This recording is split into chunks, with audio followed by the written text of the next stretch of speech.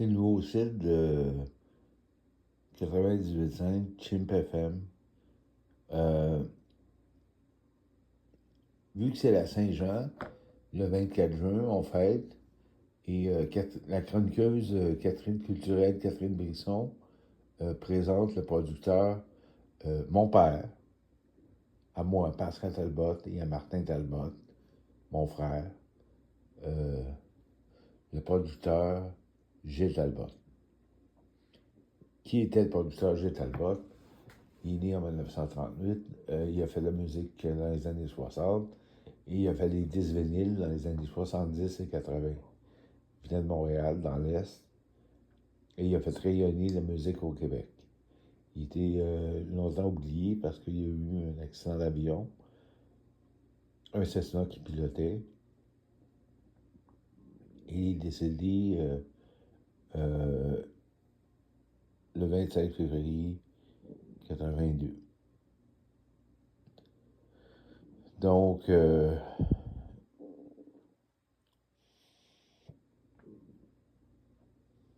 perds mon père à 18 ans, ce grand homme. On va écouter la production. Donc, ça passe à 98.5 à Montréal. Le poste de Paul Arcand, qui était le producteur. Gilles Talbot. Ça a passé le 6 avril 2022.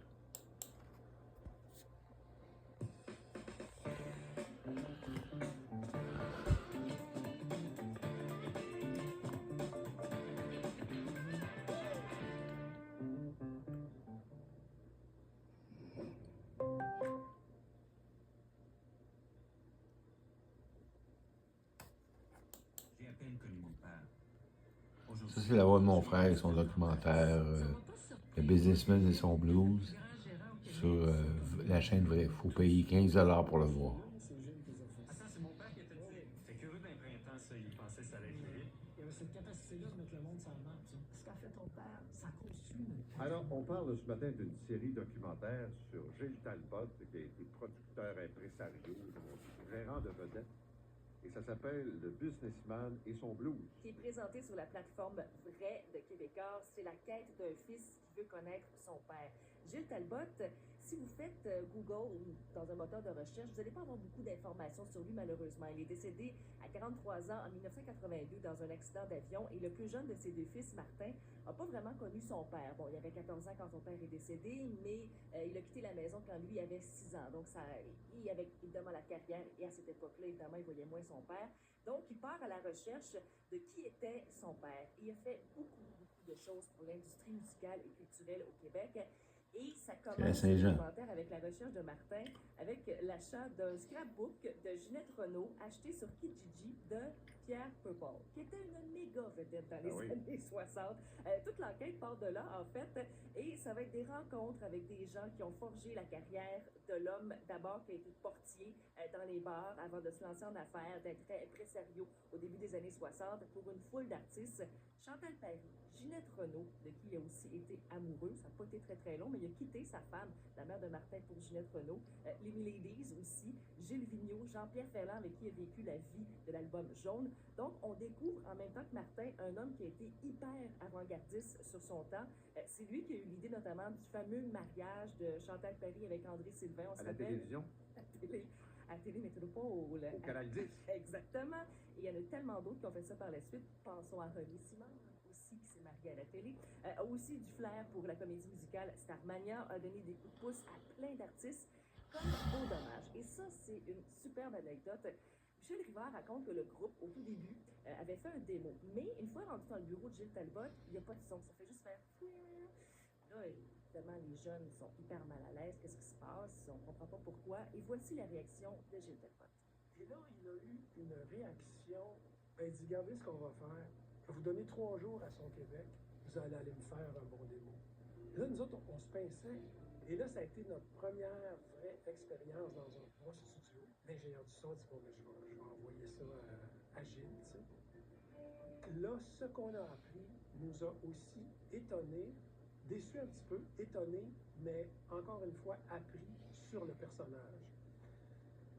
c'est que Gilles venait d'accepter d'être chroniqueur de disques à Bon Dimanche. Et il nous a dit, je ne veux pas avoir de conflit d'intérêt. Comme il y avait une maison de disques, il ne voulait pas être critique et producteur, donc il est passé à côté de Beau Dommage. Il n'a pas pu les endiguer, il n'est pas devenu leur gérant et on connaît la suite de Beau Dommage. Mais tout est parti de ce démo finalement des 3 jours de studio que le groupe a pu faire. Il a aussi défendu les droits et les intérêts du Québec en cofondant avec Guy Latraverse la disque. Il a beaucoup travaillé aussi. Guy Latraverse, pour lequel on a travaillé en 2010-2011 sur un projet pour faire le documentaire. Et ça s'est pas fait avec Georges Benjamin, qui est aujourd'hui décédé, qui est écrivain, qui a fait les Et Paul Pichet, avec qui a eu le flair aussi de Rue d'un printemps, parle de Gilles Talbot avec beaucoup de respect. Parce qu'il y a beaucoup d'hommes et de femmes, des politiciens, des hommes d'affaires, des femmes d'affaires, toutes sortes de monde, je les ai vus aller, qui ont travaillé très fort pour que ça arrive, tout ça. Et autant, moi, dans ma vie, j'ai voulu défendre et amener du respect pour les gens qui travaillent, pour les travailleurs, travailleuses, qui mettent du beurre sur ta table. Là. Mais autant je respecte aussi les gens d'affaires, ceux qui risquent, ceux qui se battent, ceux qui tirent, puis ceux qui ont des principes. Puis lui, il en avait des principes. Et c'est rempli d'anecdotes comme ça, de plein d'artistes aussi. Et je regardais le documentaire, je me disais, c'est tellement été une époque effervescente pour le Québec, où tout était possible, où tu voulais faire un album, tu cognais à la porte d'un producteur, tu pouvais en faire un album, tu voulais avoir un esprit musical différent, tu pouvais aussi, tu voulais faire un spectacle sur la montagne, ben oui, vas-y, on y va, pas de problème, 1x5. Donc, c'est ça qui est beau aussi, je me dis, j'aurais tellement aimé ça être là aujourd'hui, parce qu'on regarde ce qu'on a maintenant, ben faut rendre hommage à ceux qui nous ont précédés aussi, et c'est ça le documentaire, notamment avec Gilles Talbot, un grand de la musique. Puis je suis contente de voir qu'on peut le réhabiliter, entre guillemets, que sa mémoire va pouvoir subsister, que les gens vont pouvoir le découvrir. C'est le Businessman et son blues sur la plateforme. Merci. 6h33. Le Businessman et son blues, c'est disponible, c'est sur Gilles Talbot et ses fils, Pascal et Marlène Talbot. C'est disponible, il faut payer 15$ par exemple pour le regarder. À